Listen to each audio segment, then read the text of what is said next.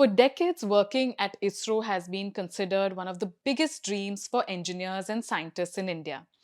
It is the organization behind Chandrayaan, the Mars mission, India's first mission to study the sun, Aditya L1, and now India's ambitious human space program, Gaganyaan. But while achieving all of these key milestones for India over the years, ISRO has been facing a crisis of human resource management. In plain and simple words, its scientists are quitting and in large numbers. In fact, the trend has become so serious that the Department of Space has issued an unusual order. It has instructed major ISRO centers not to accept resignations or voluntary retirement requests from Group A scientists associated with Gaganyaan and other critical national missions as a matter of routine. Hello and welcome to The Print. My name is Soumya Pillai. Before we get into the details of this government intervention, I would like to make an appeal to you. As you all know that at The Print, we believe in unhyphenated journalism, and to keep that going, we need your support. So if you like and follow our work, please consider taking a paid subscription. The process is extremely simple and will be flashing on your screens right now. So, what exactly is happening in ISRO? Over the last year, Group A scientists, which are among ISRO's most experienced technical personnel, are either opting for early voluntary retirement or are resigning. Now, while an increased attrition at any level should be a matter of concern and introspection, people quitting from this level is even more significant because it is the grade of scientists that lead projects and are at the front of tasks like designing rockets, developing satellites, building navigation systems, and solving some of the toughest engineering challenges in the country's space program. Many of them are directly involved in important big ticket missions, including Gaganyaan, India's maiden human space flight, the Bharatiya Antariksh Space Station, and Chandrayaan 4, which aims to bring lunar samples back to Earth. According to the government order dated July 14th, nearly 120 of these scientists have either resigned or sought voluntary retirement over the past year. Officials say this has begun affecting the implementation of projects of national importance. The order says that voluntary retirements and resignations of senior scientists will henceforth not be treated as a matter of routine, but their respective center directors will now have to assess the request before the Department of Space gives it a final approval. Now, to be absolutely clear, the new directive does not mean that scientists are prohibited from leaving ISRO. Instead, like I said, resignations from key personnel working on critical missions will now require approval from the directors of their respective centers and then from the Department of Space before they are accepted. The idea is to ensure that important missions are not disrupted because experienced scientists leave unexpectedly.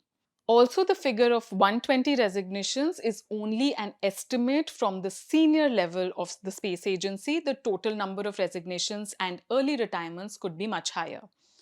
According to officials from ISRO, one of the most notable departures was of senior scientist Victor Joseph, who was the project director of the Launch Vehicle Mark III program, which is the rocket that will eventually carry Indian astronauts into space under the Gaganyaan mission. Ministry sources told The Print that at least two more senior scientists associated with Gaganyaan have resigned since then.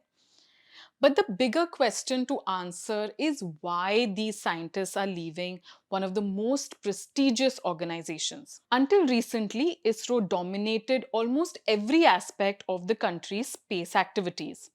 But in 2020, the government opened up the sector to private companies. Since then, dozens of space startups and established firms have entered areas such as satellite manufacturing, launch vehicles, Earth observations, propulsion system, and space technologies.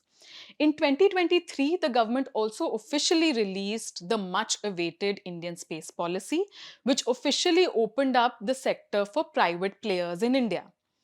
It is these companies that are now hiring the very talent that was traditionally available only within ISRO.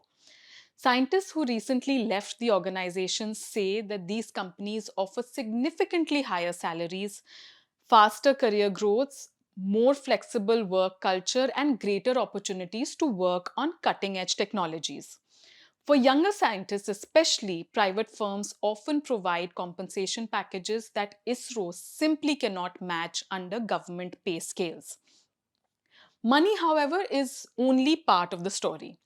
Several scientists say that they also get more freedom to innovate, quicker decision making, and the chance to work in a rapidly growing commercial space industry. As India's private space ecosystem expands, experienced ISRO scientists have become some of the most sought after professionals in the sector. Leading up to India's big space reforms between 2018 and 2022, as many as 381 scientists resigned from various ISRO centers. Even before that, between 2012 and 2017, another 289 scientists had left the organization. Some improvement was seen after the successful Chandrayaan 3 moon mission and the Aditya L1 solar mission, which renewed enthusiasm within the organization, but the overall trend of attrition has continued. Among ISRO centers, the Vikram Sarabhai Space Center in Tiruvananthapuram and the Space Application Center in Ahmedabad have seen the highest number of resignations over the years. The UR Rao Satellite Center in Bengaluru has recorded comparatively fewer exits. To understand why these departures matter, let us take a closer look at ISRO's workforce. In 2025, ISRO employed a total of 14,637 employees as against its sanctioned strength of 18,142. Out of this, about 8,700 were Group A scientists. While that may sound like a large number, these are the people responsible for designing launch vehicles, satellites, propulsion systems, guidance software, communication technologies, and deep space missions. Training a scientist to independently lead such programs takes years, sometimes decades. Their expertise cannot simply be replaced by recruiting someone new. This creates a challenge for the government. On one hand, India wants a thriving private space industry. In fact, the government's own reforms were designed to encourage exactly that. Private companies are expected to build satellites, develop rockets, and compete globally, reducing the burden of ISRO. But on the other hand, that same reforms have created a competitive job market where private firms can attract experienced ISRO scientists with better pay and opportunities. That means the government must now balance two priorities: building a successful commercial space ecosystem while ensuring ISRO retains enough experienced talent to execute strategically important missions. Ultimately, retaining talent will likely require more than administrative approvals. It may involve better incentives like a good career progression, more competitive compensation, greater research freedom, and policies that make staying at ISRO as attractive as joining the private sector. Because as India prepares for Gaganyaan, a space station, lunar sample return mission, and eventually human exploration beyond Earth, rockets and satellites alone will not determine success. The country's biggest asset will continue to be the scientists who build them. That was all from me in this video. I'm Soumya Pillai and you were watching this on The Print.